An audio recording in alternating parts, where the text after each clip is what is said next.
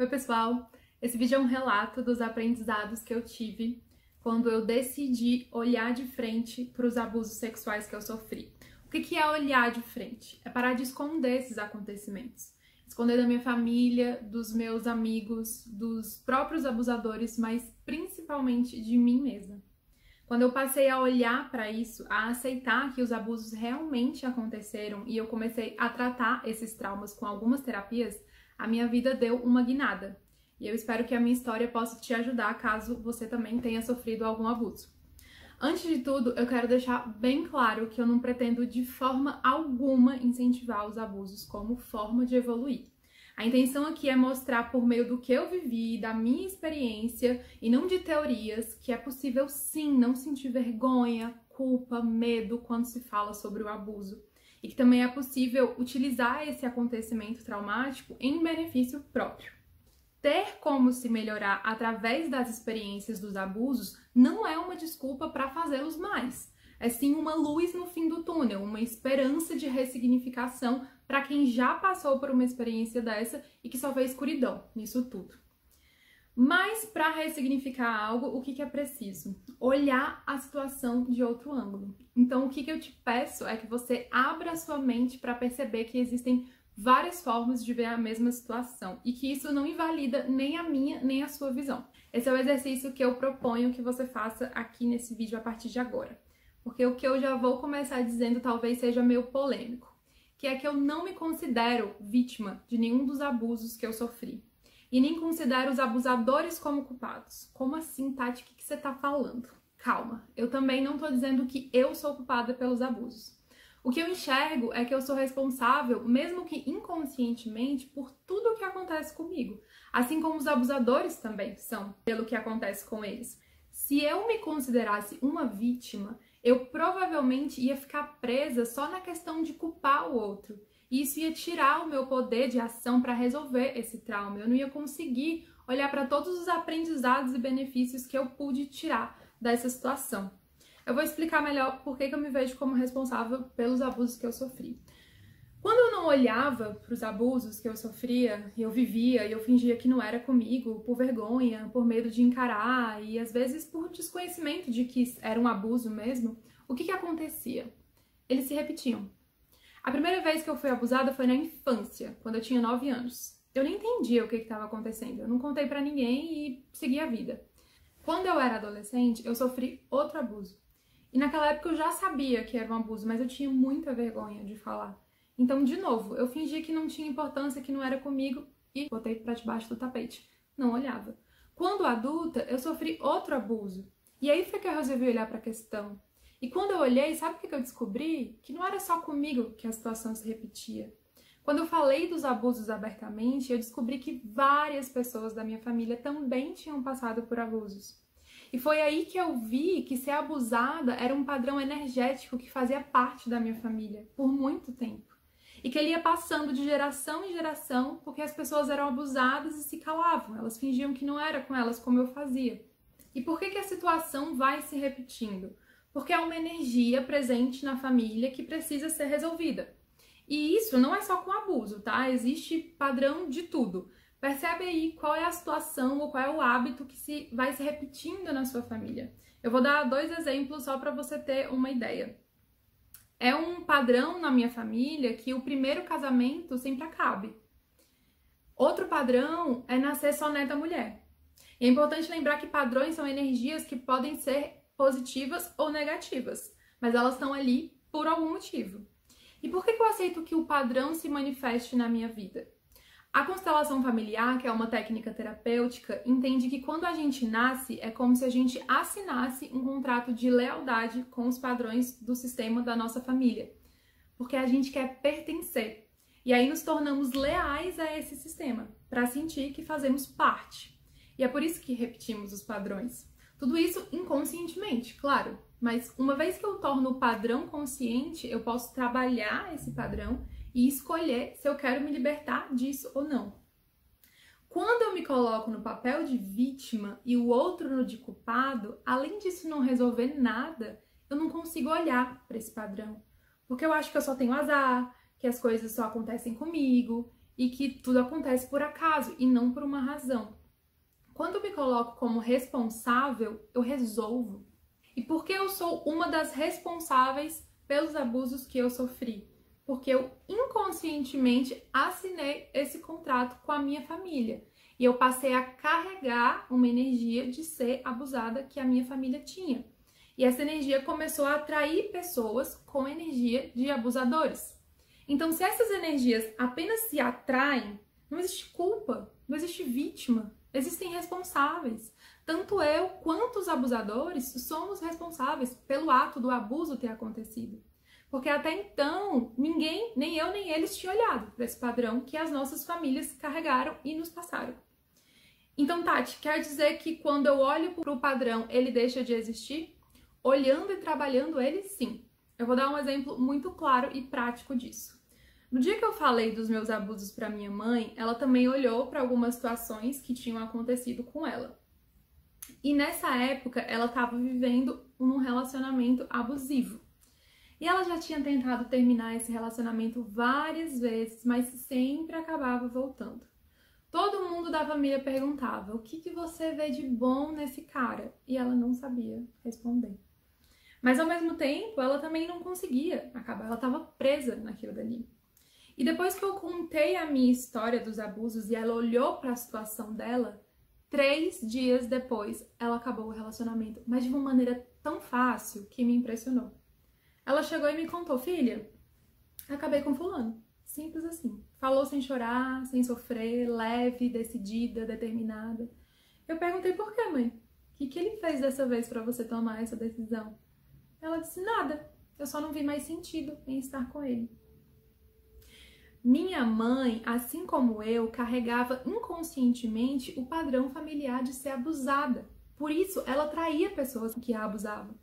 E não importa se fisicamente ou psicologicamente, é abuso de qualquer jeito.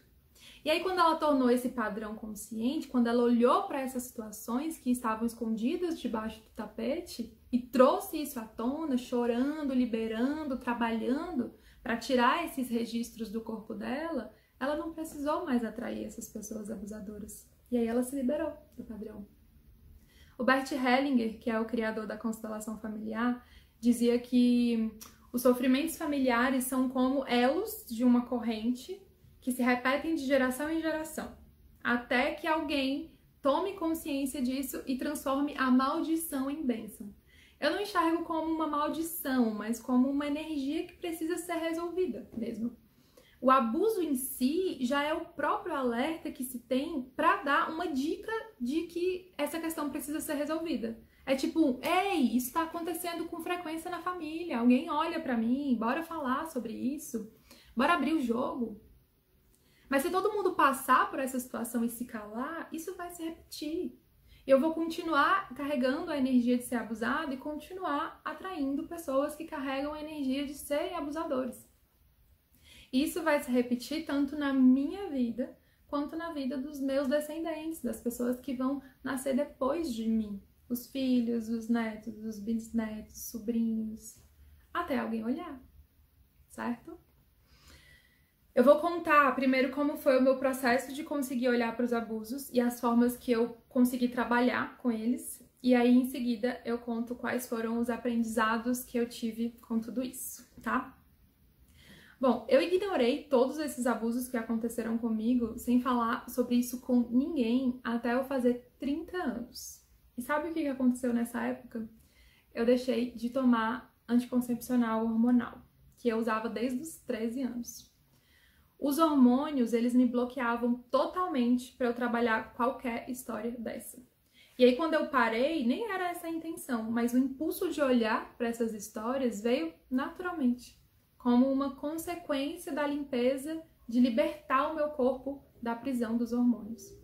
E logo que eu parei de tomar os hormônios, eu participei de um curso em que me pediram para fazer uma carta do meu passado, escrevendo para mim mesma a minha própria história. E esse foi o primeiro momento que eu me dei conta dos abusos, que eu entendi que eles existiram.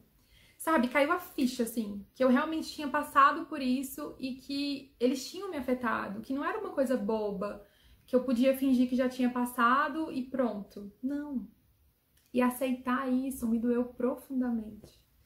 Porque antes eu tinha uma visão muito certa de que meu passado tinha sido 100% maravilhoso. E de que eu nunca tinha passado por nenhum trauma na vida. E quando eu escrevi essa carta, eu me dei conta de que não era bem assim. E aí, um tempo depois, eu resolvi levar esse assunto para terapia.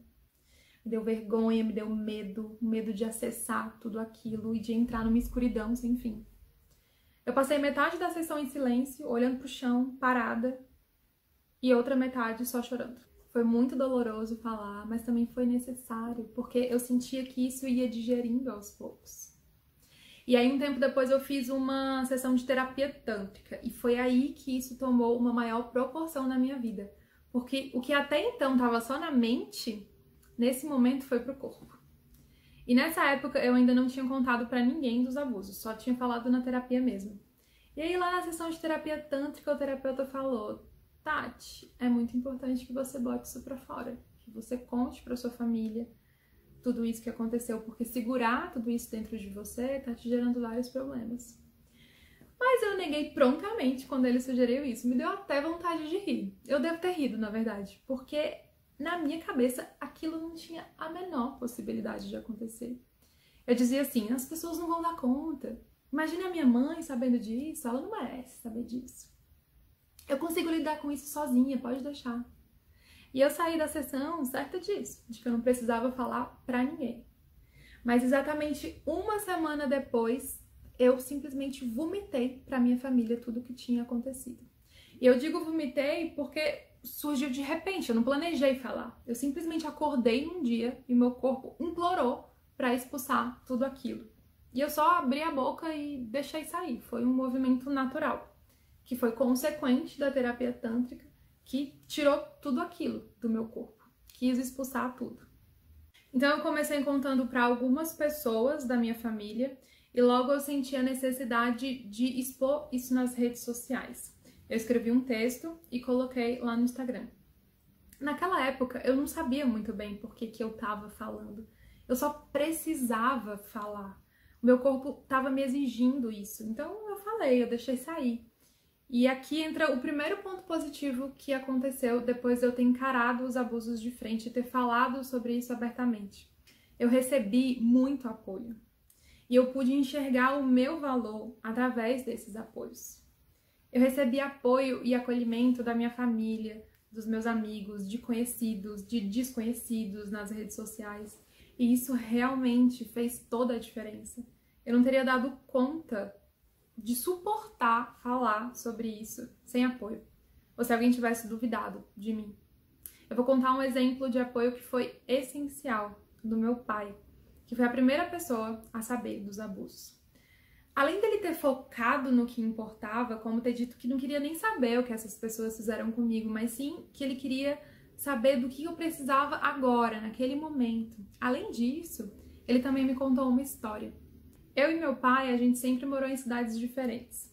E aí a gente tinha uma tradição de se falar todo domingo por telefone, todo domingo à noite. E aí ele me contou nessa conversa que tinha vezes que ele chorava de saudade enquanto a gente se falava, mas que ele não podia demonstrar isso pra eu não ficar triste. E aí ele disse que teve uma vez que durante um telefonema ele percebeu que enquanto que ele estava tentando engolir o choro de saudade ali, eu contava toda alegre como tinha sido a minha semana no colégio. E ele me falou nessa conversa atual assim: filha, naquele momento do telefonema, enquanto eu tava todo triste, pensando nos momentos do futuro ou do passado em que a gente tava junto, você tava ali, toda inteira, aproveitando o nosso presente. Um presente que a gente tava junto, mesmo que distante fisicamente, era o nosso momento. E desde ali, minha filha, ele falou, eu aprendi a viver o presente onde quer que eu estivesse, com quem quer que eu estivesse. Você me ensinou isso.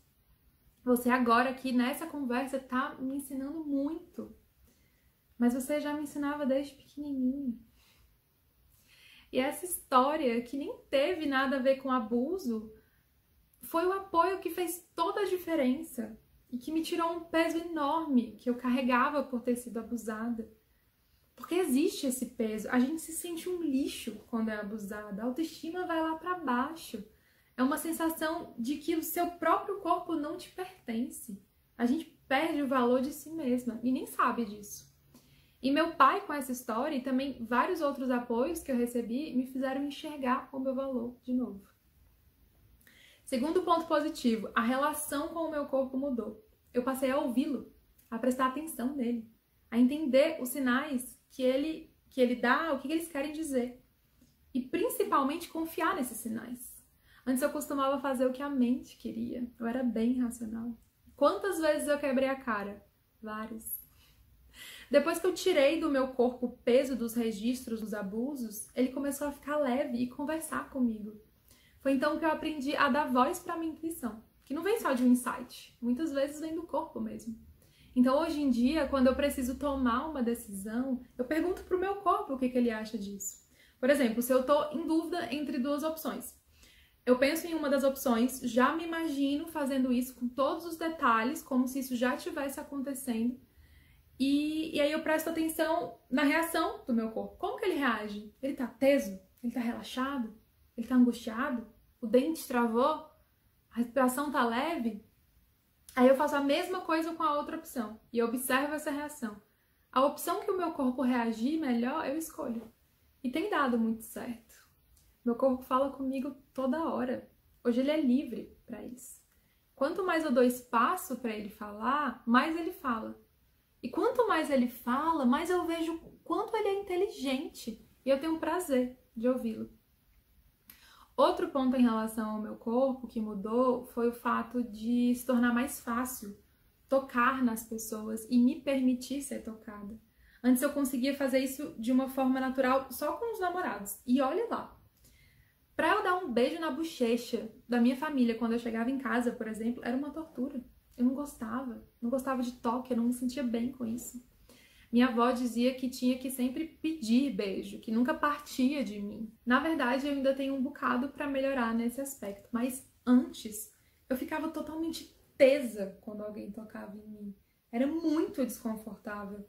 Eu paralisava e eu contava os segundos para aquilo acabar.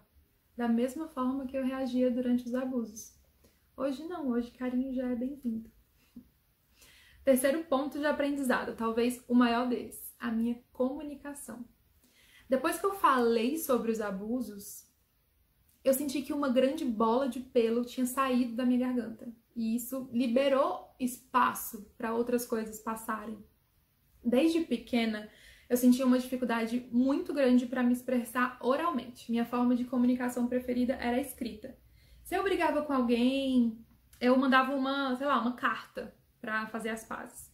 Se eu queria explicar alguma coisa, pedir alguma coisa, me desculpar, apresentar uma ideia, qualquer coisa, eu mandava um e-mail, uma mensagem. Eu nem conseguia conceber a possibilidade de fazer tudo isso. Ao vivo, assim, falando, olhando nos olhos da pessoa, jamais. Até roda de apresentação era difícil pra mim. Toda vez que eu tentava falar, eu gaguejava, eu suava, eu travava, o coração batia forte, dava um branco, eu simplesmente esquecia de tudo. Tinha uma grande trava aqui. Claro, olha pelo que eu tinha passado. E eu não tinha falado pra ninguém. Tava enterrado tudo aqui. E depois de falar tudo isso, trabalhar a questão dos abusos, eu já dei workshop, já dei palestras online, ao vivo. Eu conduzo um círculo de mulheres em que eu me exponho através da fala. Eu faço vídeo, stories diariamente com a maior facilidade. E eu dou preferência para resolver as situações pessoais conversando mesmo, olho no olho com a pessoa. Falar antes era uma tortura para mim. Era um sacrifício que me exigia tanta energia. E hoje é libertador. É parte do meu trabalho que eu faço com muito prazer. O quarto ponto também é relacionado à garganta. Há alguns anos eu descobri que eu tinha hipertireoidismo, comprovado por exames mesmo. E aí o médico falou que essa doença não tinha cura e que eu precisaria tomar remédio pro resto da vida para controlar as consequências que essa doença me causava. Mas eu não dei muita bola pro que ele disse não, porque aquilo não fez sentido para mim, pareceu desnecessário, não pareceu o meu caminho. E aí eu fui numa terapeuta integrativa e ela disse que ajudaria muito nesse ponto se eu começasse a expressar a minha missão de vida diariamente. Só que, gente, eu nem sabia qual era a minha missão de vida, como é que eu ia fazer isso diariamente. Mas a partir daquele momento eu me abri, eu comecei a ir atrás disso. O que eu gosto de fazer? Quais são as minhas paixões? O que me dá prazer? Minha missão deve ter algo a ver com isso aí. E foi então que eu comecei a me autoconhecer, a olhar para a minha espiritualidade de maneira mais consciente. E quando eu vi, eu estava ali, já estudando e trabalhando com terapias integrativas. E nos estudos de como eu poderia ser um canal para ajudar o outro, eu aprendi a me ajudar, a me curar. Tem até uma música que fala que se te curas tu, me curo eu. Não tem um sem o outro, é uma consequência. E foi a partir daí que eu consegui exercer a minha missão de vida todo dia, de várias formas. E isso já foi suficiente para eliminar o hipertireoidismo dos exames clínicos, sem remédio alopático nenhum. Mas mesmo assim eu ainda sentia alguma coisa aqui emperrando no meu processo, sabe? E aí eu fiz algumas desintoxicações, umas limpezas profundas com comida viva, enematerapia. E quando eu falei sobre os abusos, isso se dissolveu completamente. Hoje eu já não tenho mais hipertireoidismo nem no corpo físico e nem no corpo energético. Quinto ponto. Eu me permiti ser quem eu sou, quem eu realmente sou na minha família. Como assim? Durante toda a vida, eu era uma pessoa dentro de casa com a minha família e outra totalmente diferente fora, com os meus amigos. Isso pode até ser normal, até certo ponto, mas a questão é que esse meu comportamento não se manifestava em alguns detalhes. Eu realmente apresentava características totalmente opostas para eles. Os meus amigos me descreviam como uma pessoa extrovertida, falante, engraçada, pra cima. E já minha família dizia que eu era introvertida e fechada, por exemplo. Eu sentia que eu mudava 100% de postura dependendo das pessoas com quem eu estava, e não do meu humor ou do que tinha acontecido comigo do dia. Hoje isso já não acontece mais. Naturalmente, eu ainda tenho algumas conversas diferentes entre família e amigos, mas a minha postura, o meu jeito de agir, a minha personalidade é como se tudo isso tivesse se fundido numa Tati só. E eu tivesse jogado fora um tanto de máscaras que se tornaram desnecessárias. Eu sou a Tati que eu quero ser para qualquer pessoa que chegar na minha vida. E hoje eu vejo que muitas dessas máscaras eram uma tentativa de esconder os abusos. Medo de mostrar quem eu realmente era e pelo que eu tinha passado. Sexto ponto. Alguns padrões da minha família mudaram. Além do que eu já contei no início do vídeo, da história da minha mãe ter conseguido romper o relacionamento abusivo dela, que isso é uma quebra de padrão muito grande, vários outros pequenos padrões foram quebrados na minha família. Vou contar um deles. Eu recebi uma educação dos meus avós de que os mais novos têm que fazer as coisas pelos mais velhos. Por exemplo, se todo mundo sentou na mesa para almoçar e faltou alguma coisa, manda a criança pegar. Se o interfone tocou, manda o mais novo atender. Essas coisas assim. E por muito tempo eu fui a mais nova na minha família, então acabava sobrando pra mim mesma, já estava acostumada com isso.